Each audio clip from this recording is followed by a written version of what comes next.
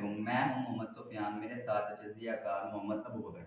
Sir मेरा आपसे पहला सवाल है कि पीटीआई के इंटर पार्टी इलेक्शन का क्या सीन है? क्या रौला डला हुआ है आजकल?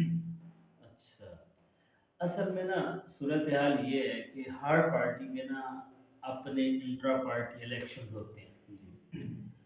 और उसमें उन्होंने सेलेक्ट करना होता है कि चेयरमैन हमारा कौन है, नैब चेयरमैन कौन है, इसी तरह सदारतें फलां सूबे की सदारत क्या है, फलां सदारत क्या है। तो अब सूरत हाल ये हुई है कि जैसे जैसे इलेक्शन करीब आए और जो है चीफ इलेक्शन कमीशन यानी उन्होंने पीटीआई को आके आप जल्दी से अपने इंट्रा पार्टी इलेक्शन करवाएं। अगर आप नहीं करवाएंगे तो आपकी ये पार्टी इलेक्शन लड़ने के काबिल नहीं रहेगी, बल्कि इनसे बल्ले का निशान भी ले लिया जाएगा। अब पीटीआई के लिए एक बहुत बड़ा मसला था, परेशानी ये थी कि बहुत सारे जो उनके रहनुमा हैं वो रुपोश हैं, ये जेलों के अंदर है, ये केसेस का जो है ना कर रहे हैं। और बात को ये पता था अगर हम वहां पे पहुंचते हैं तो हमें पकड़ लिया जाएगा। तो इस सारी सूरत हाल में उनके लिए इलेक्शन करवाना बड़ा मुश्किल था, लेकिन था नागुज़ीर, ना करवाते तो उनके लिए परेशानी बन सकती थी। तो उन्होंने मतलब ये एक इलेक्शन इंट्रा पार्टी इलेक्शन करवाया। उसमें उन्होंने जल्दी से एक डेट दी और फौरी जनाब, क्योंकि चेयरमैन पीटीआई जो साबका थे इमरान खान साहब, उन्होंने बैरिस्टर गौहर जो हैं उनको चेयरमैन पीटीआई यानी मुंतखब किया था। तो एक बंदा है जी अकबर एस बाबर, वो बंदा जो है ना बार बार यानी पीटीआई चेयरमैनशिप में और पीटीआई इमरान खान साहब को भी बार बार तंग कर रहा था, हर मामला मीडिया में आके इस तरह की बातें की।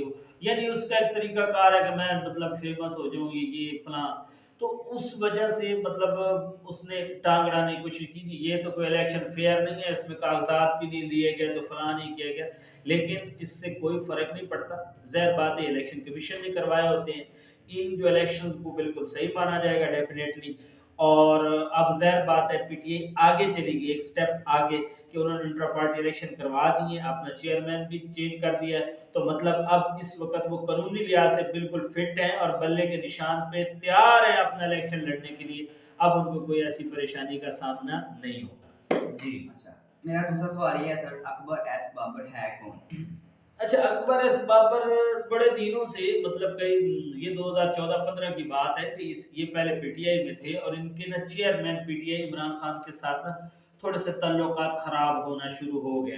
इन्होंने यानी बहुत सारी जगहों पे एक दफ़ा उन्होंने खत लिखा और उसमें जनाब उन्होंने उनके पर भी बहुत ज़्यादा तनकीद की, उनकी फैमिली पर भी तनकीद की और पार्टी पर भी तनकीद की। तब से इनको पार्टी से अलग कर दिया गया।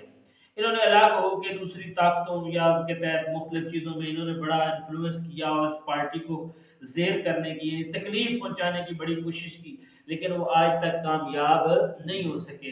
तो अभी भी उन्होंने सारे मतलब उनको पता था चेयरमैन जो है इनके जो मेन है वो तो जेल के अंदर है, तो अब मैं क्या करूं, अपने आप को बीच में इन्वॉल्व करूं कि कोई ना कोई इनके लिए परेशानी का सबब हो।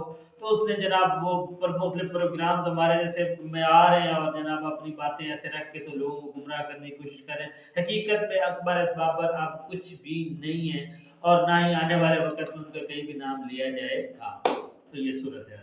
सर मेरा तीसरा सवाल ये है कि कैमरा शो कर दें। तो कटना पड़ेगा। गो। सर ये बताएं कि मिस्टर गोयट साहब पीटीआई का चेयरमैन बनना कैसा है मतलब? हाँ, मेरे ख्याल से तो बरिस्टर गौर साहब का जो है ना चेयरमैन पीटीआई बनना एक बड़ी खुश शाइन बात है और बहुत सारी ऐसी अफवाहें हैं जिनको जो है ना वो ख़त्म कर दिया गया है। क्योंकि आपको पता है कि पाकिस्तान की सियासत जो है ना इसमें ज़्यादातर पर विरासत मुर्शी सियासत चलती है। आपको पता है जनाब जी, बाप वजीर आजम, अब हो गया जी बेटे को गद्दी दे दी कि जी बेटा गया तो फिर भाई को गद्दी दे दी कि जी भाई नहीं तो फिर बहन को गद्दी दी। यानी एक सिलसिला चलता है हमारे यहाँ मुर्शी सियासत चलती है। नून लीग में आप देख लें, पीपल पार्टी में देख लें जी भुट्टो भुट्टो की बेटी जनाब बेनजीर, फिर जरदारी साहब आ गए तो फिर जी बिलावल साहब। तो ये एक सिलसिला चलता है। लेकिन चेयरमैन पीटीआई इमरान खान साहब ने जब सियासत शुरू की तो उन्होंने फर्स्ट ऑफ ऑल ये नारा लगाया था कि मैं इस चीज़ के खिलाफ हूँ कि अब मेरा कोई भी बेटा सियासत में नहीं आएगा, मेरी बीवी नहीं सियासत में आएगी, मेरी बहन है, मेरा खानदान यानी इससे अलग रहेगा।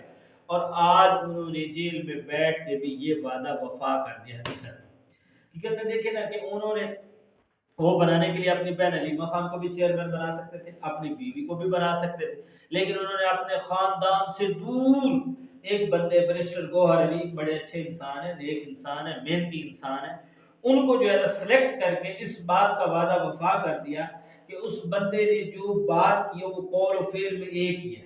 सिर्फ बातें नहीं की कि हम जनाब मतलब चेयरमैन या ये सारी चीजें हमारी मेरी विरासत में चलेंगी, बल्कि वो करके दिखाया है। अब बात है इसका फायदा होगा या नहीं होगा, डेफिनेटली आवाम को इस बात का अंदाजा हो गया होगा कि चेयरमैन को कोई जाती इससे फायदा नहीं है, वो एक पार्टी को और मुल्क को चलाना चाहते हैं। इसके लिए उन्होंने एक ऐसे बंदे को सिलेक्ट किया, यानी लोगों की जो सारी चेमगोइयां थी, खदशात थे, उनको उन्होंने दूर करके परफेक्ट आदमी को क्या है सिलेक्ट किया है। अब हम तो उम्मीद ही कर सकते हैं कि ये पार्टी भी, यानी जो पाकिस्तान की इस वक्त नंबर 1 पार्टी है, जिसकी फैन फॉलोइंग बहुत ज़्यादा है, लोग उसकी तरफ जनाब सारा कुछ है, वो अच्छे तरीके से चले और पाकिस्तान में एक अच्छी जमहूरियत हो, सारी पार्टियां इलेक्शन में हिस्सा लें और इलेक्शन हो, जो पार्टी जीते अपना वजीर आजम बनाए, जो हारे वो अपोजिशन में बैठे और कोलिशन सारा मामला बना के तो बेहतरीन तरीके से हुकूमत को चलाया।